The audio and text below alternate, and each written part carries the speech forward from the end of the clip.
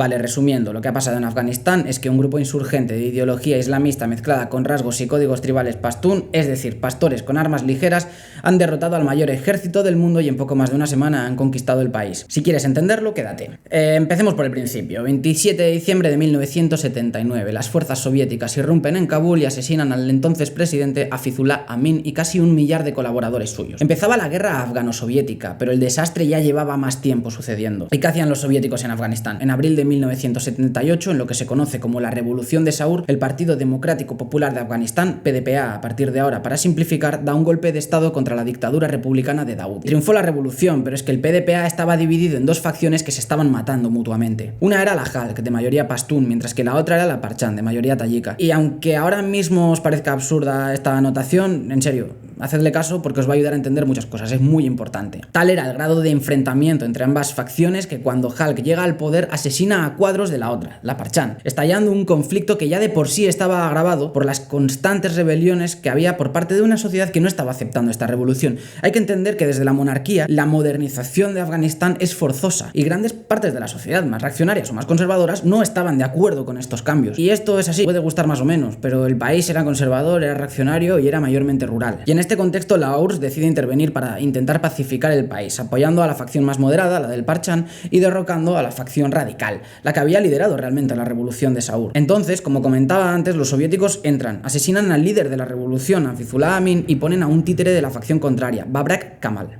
¿Y recordáis la cuestión étnica que comentaba? Antes de seguir, un apunte muy importante. No se puede entender Afganistán sin los lazos de comunidad y la asabilla, que en esencia es la afiliación tribal o de clan que vicia la política muchísimo más que la ideología. No se puede intentar entender Afganistán desde nuestra perspectiva y de hecho que los imperios hayan querido hacer eso ha sido en gran medida lo que les ha condenado al fracaso ya desde antes de intervenir. Vale, y si estoy hablando de facciones enfrentadas y estamos en un momento donde lo importante son los mujahidines enfrentándose al gobierno comunista, ¿por qué comento esto de la asabilla?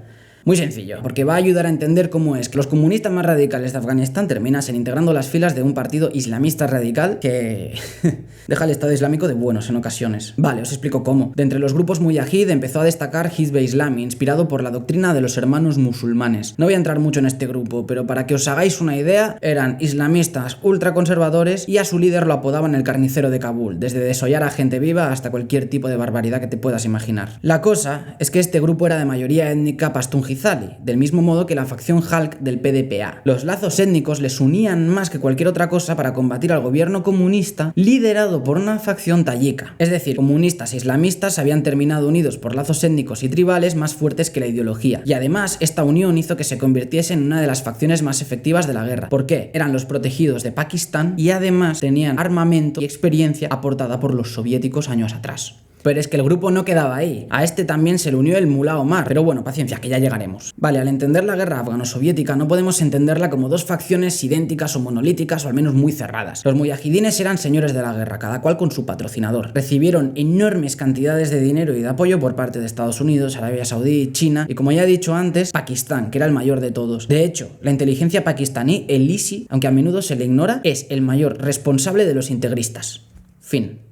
Y cuando hablo de apoyo tenemos que tener en cuenta que esto era la Guerra Fría. Aunque Pakistán fue clave, Estados Unidos había metido pasta, pero muchísima pasta, una burrada de pasta. Gran parte del dinero pakistaní en realidad era dinero norteamericano. Y lo peor es que yo personalmente creo que ni siquiera eran conscientes de dónde estaban metiendo el dinero. Ellos lo metían porque les venía bien, pero realmente en ningún momento pensaron en las consecuencias o en el monstruo que estaban creando. Más que crear, estaban despertando. Y para entender por qué digo que realmente no creo que fuesen conscientes es porque la política exterior de Estados Unidos se puede resumir en un completo desastre criminal. Y es en esta guerra donde se forjan los nombres que más adelante han sido protagonistas de la historia moderna de Afganistán.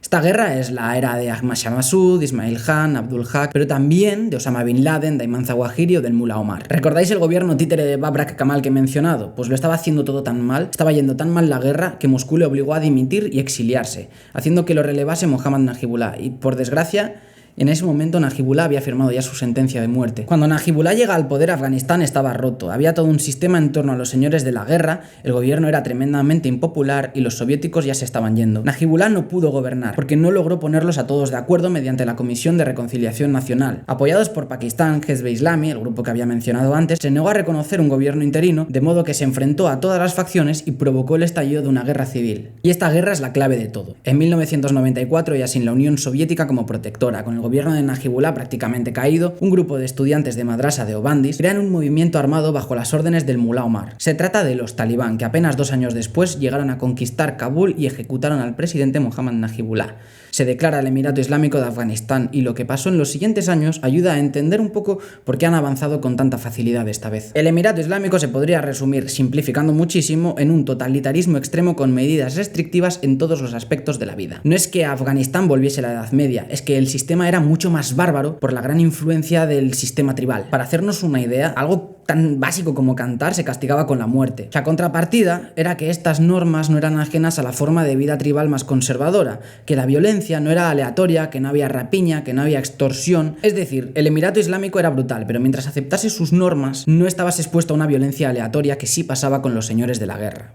Al mismo tiempo que se consolidaba el Emirato Islámico en el territorio que no habían conquistado, se estaba creando la Alianza del Norte, una coalición formada por los muyahidín históricos, con el liderazgo de Ahmad Shah Massoud. Ahí había nombres como Anwari, Dostum, Qadir. Si los talibán tenían a Pakistán, en la Alianza del Norte los Hazara tenían a Irán, los uzbecos a Turquía, los tayikos a Rusia. Se había metido hasta la India por su disputa con los pakistaníes. Y no era menos, Estados Unidos también apostó por esta alianza, y es que la CIA fue clave en su creación. La historia es cíclica y como 2 décadas atrás, esta coalición tenía desde comunistas hasta integristas. Había de todo, y es que el odio es lo que tiene, que une. Y llegamos a 2001. 9 de septiembre, Al-Qaeda asesina al comandante Massoud. 2 días después cometen los infames atentados de las Torres Gemelas. La OTAN decide responder con todo y entran destruyendo el Emirato Islámico desde el que Al-Qaeda había organizado los atentados. Vale, muy bien, cae el Emirato Islámico, perfecto, cierre la historia. ¿Por qué no quedó ahí? ¿Por qué hoy los talibán están en Kabul? Porque decía que los soviéticos lo hicieron mal, ¿no? Pues los estadounidenses lo hicieron mucho peor. Pero mucho peor. Crearon un gobierno del 1%. Un sistema por y para los antiguos señores de la guerra. Un sistema corrupto, pero muy corrupto. Pero corrupción con mayúsculas, no lo que conocemos aquí. Un sistema de mercenarios, traficantes de armas, de narcotraficantes. Un sistema en el que hicieron prosperar a los integristas. Porque no, los talibán no son los únicos islamistas radicales ni los únicos integristas que hay en Afganistán, y eso lo tenemos que tener muy claro. Literalmente, el nuevo sistema dejó sin opciones a cualquier fuerza nacionalista mínimamente progresista.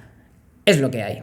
Afganistán era violencia y era caos, y lo único que había ofrecido Estados Unidos como una alternativa al Emirato Islámico era un sistema criminal, de otro tipo, pero criminal. Además, la imagen que estaban dando era la de poder cometer crímenes atroces con total impunidad.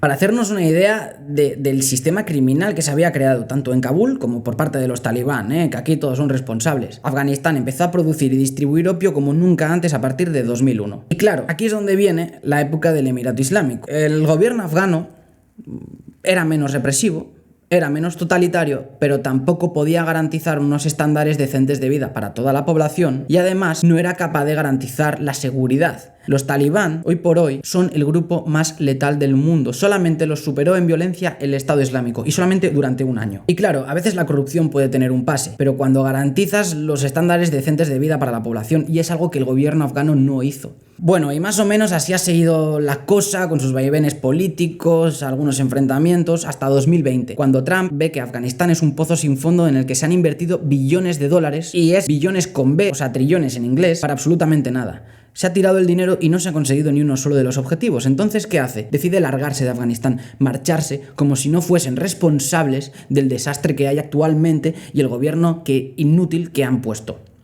Y la gente podría pensar, bueno, pero Donald Trump ha perdido las elecciones, Joe Biden, progreso, esperanzas del mundo civilizado. Joe Biden lo que hace en 2021 es acelerar el proceso de una manera cobarde, de una manera miserable. Para que nos hagamos una idea de cómo ha sido la huida que ha planteado el gobierno de Biden, hay bases enteras que se han llegado a abandonar por la noche sin avisar a los afganos que se las encontraron vacías al día siguiente. Es que es tan delirante la planificación que ha hecho el gabinete de Biden, que habían marcado como fecha definitiva para largarse el 11 de septiembre. Y así estamos. Todo se ha hecho tan mal que la OTAN todavía ni se ha alargado y los talibán ya están en Kabul, el ejército afgano se ha rendido en masa, los señores de la guerra, si no se han rendido, se han escapado. Y bueno, podría decirse que como todos los imperios que han intentado entrar en Afganistán, Estados Unidos en los últimos 20 años lo único que ha hecho ha sido cavar su propia tumba.